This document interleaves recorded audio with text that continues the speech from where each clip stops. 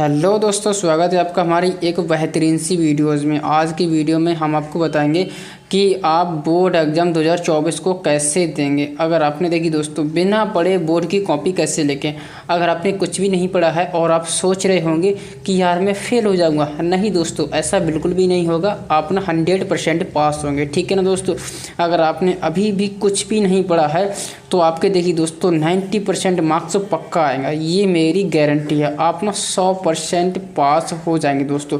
केवल आपको क्या करना है, देखिए दोस्तों, कॉपी में क्या लिखें, जो प्रश्न आपको नहीं आता है उसको कैसे लिखें, आज की वीडियो में हम ना सब कुछ बताने वाले हैं। अगर आपने अभी तक कुछ भी नहीं पढ़ा है और आप सोच रहे होंगे कि यार मैं फेल हो जाऊंगा, तो आप 100% पास होंगे। केवल आपको क्या करना है, हम आपको यह बताएंगे कि आपको कॉपी में क्या लिखना है, कैसे लिखना है। और देखिए दोस्तों, और अगर आपको कोई भी प्रश्न बिल्कुल भी नहीं आता है तो आप उसको कैसे लिखोगे, उसकी भी एक हमारे पास एक ट्रिक है, ठीक है ना दोस्तों। उसको भी हम बताने वाले हैं कि आप जो प्रश्न आपको नहीं आता है उसको कैसे लिखेंगे, तो उसकी भी हम ट्रिक बताने वाले हैं।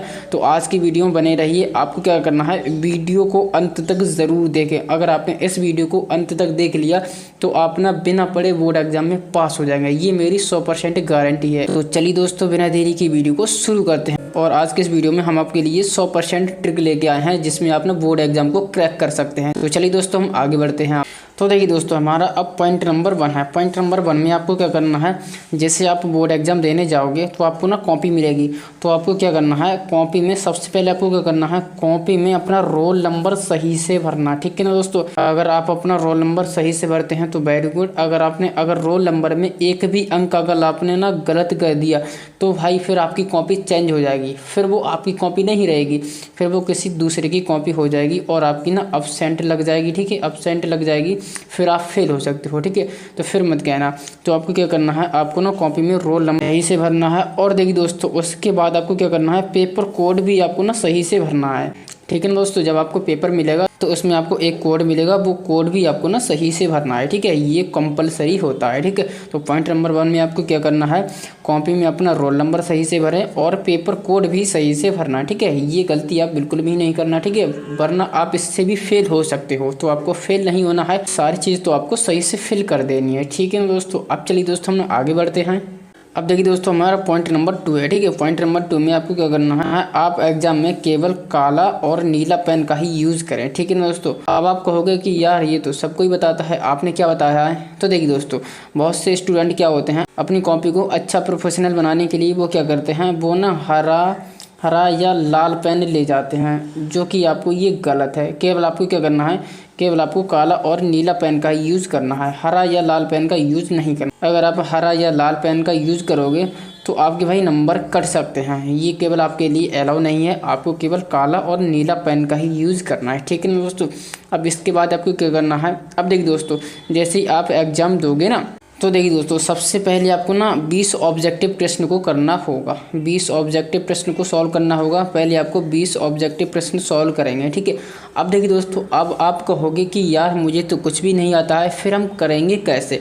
तो आप मेरी बात सुनो, अभी आपका एग्जाम में थोड़ा बहुत तो टाइम है ना, बिल्कुल है। तो आप अभी से थोड़ा बहुत पढ़ाई करेंगे। तो आप देखिए दोस्तों, 20 ऑब्जेक्टिव क्वेश्चन में से 5 या 7 ऑब्जेक्टिव प्रश्न नहीं सॉल्व कर सकते हो, बिल्कुल सॉल्व कर सकते हो।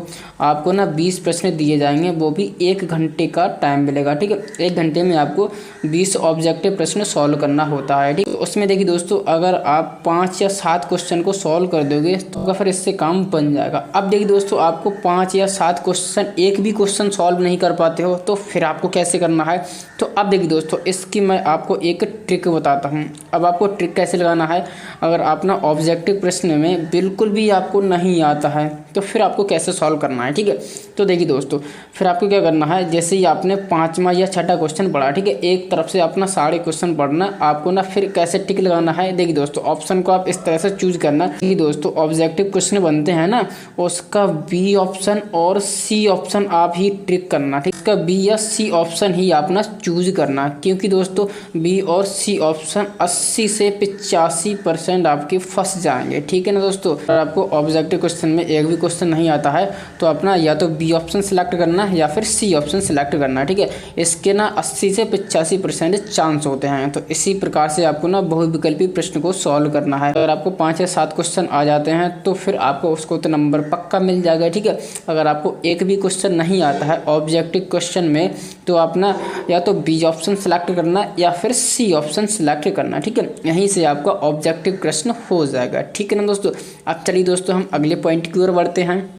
अब देखिए दोस्तों पॉइंट नंबर 3। ठीक है ना दोस्तों। अब देखिए दोस्तों जैसे ही आप बहुविकल्पी प्रश्न को सॉल्व कर लोगे फिर आपको ना उसके बाद आपको सब्जेक्टिव प्रश्न को सॉल्व करना है, जो कि आपके सब्जेक्टिव प्रश्न होते हैं जिसमें आपको लिखना रहता है। ठीक है, अब देखिए दोस्तों जैसे ही आप सब्जेक्टिव प्रश्न को सॉल्व करेंगे, ठीक है, फिर आपको ना एक कॉपी दी जाएगी। ठीक है, आंसर शीट दी जाएगी, तो फिर उसमें आपको लिखना शुरू करना है। ठीक है ना दोस्तों। अब जैसे ही आप उसमें लिखना शुरू करोगे तो आपको एक गलती नहीं करनी है। कौन सी गलती? देखिए दोस्तों, कॉपी के 2-3 पेज में आपको काट पीट या गलत उत्तर बिल्कुल भी नहीं लिखना है। ठीक है, आपको ना कॉपी के 2-3 पेज में आपको काट पीट तो बिल्कुल भी नहीं करना है। अगर आप कॉपी के फर्स्ट या दूसरे पेज में काट पीट कर दोगे तो आपकी कॉपी बहुत ख़राब लगने लगेगी। ठीक है, और जैसे ही आप एग्जामिनर आपकी कॉपी चेक करेगा तो देखिए दोस्तों first impression is the last impression. ठीक, अगर एग्जामिनर का पहले से ही इंप्रेशन खराब हो जाएगा तो आपको अच्छे मार्क्स कहाँ से देगा मेरे भाई। तो आपको क्या करना है, आप ना अपनी कॉपी के 2-3 पेज में काट पीट और गलत उत्तर तो बिल्कुल भी नहीं लिखना है। ठीक है, और देखिए दोस्तों आपकी जितनी राइटिंग अच्छी हो ना उतनी राइटिंग आप अच्छी तरह से लिखें। ठीक है, क्योंकि राइटिंग से ही आपकी कॉपी सुंदर लगती है और राइटिंग पर भी आपके नंबर कट सकते हैं। इसलिए आपको क्या करना है, राइटिंग पर भी आपको ज़्यादा ध्यान देना है। ठीक है, जितनी अच्छी राइटिंग में आप लिख सको उतनी अच्छी राइटिंग में आपको लिखना है। ठीक है, जिससे कि आपको कॉपी बहुत सुंदर लगे और एग्जामिनर देख के एकदम से खुश हो जाए और आपको अच्छे से अच्छे मार्क्स दे। ठीक है ना दोस्तों। तो ये चीज़ आपको सारा कुछ ध्यान रखना है। आप चलिए दोस्तों हम अगले पॉइंट की ओर बढ़ते हैं। अब देखिए दोस्तों हमारा पॉइंट नंबर 4, इसमें क्या करना है, देखिए दोस्तों पहले आपको ना प्रश्न पत्र आपको ना पूरा पढ़ लेना है। ठीक है, 1-2 प्रश्न तो आपको आता ही होगा। और देखिए दोस्तों जो प्रश्न आपको आता है ना, जो प्रश्न आपको आता है उसका उत्तर पूरा लिखें, और नहीं भी आता है तो भाई आधा लिख दें। जैसे कि आपने कोई प्रश्न पढ़ा, ठीक है, अगर उसका उत्तर आपको आता है तो उसका उत्तर भाई ना पूरा लिख दें। ठीक है, अगर आपको पूरा उत्तर नहीं पता है तो भाई आधा लिख दें। अगर इस तरह से उसका उत्तर पूरा या आधा लिख दोगे ना तो आपको कुछ मार्क्स तो मिल ही जाएंगे, या फिर उसको छोड़ दोगे तो आपको 0 मार्क्स मिलेंगे।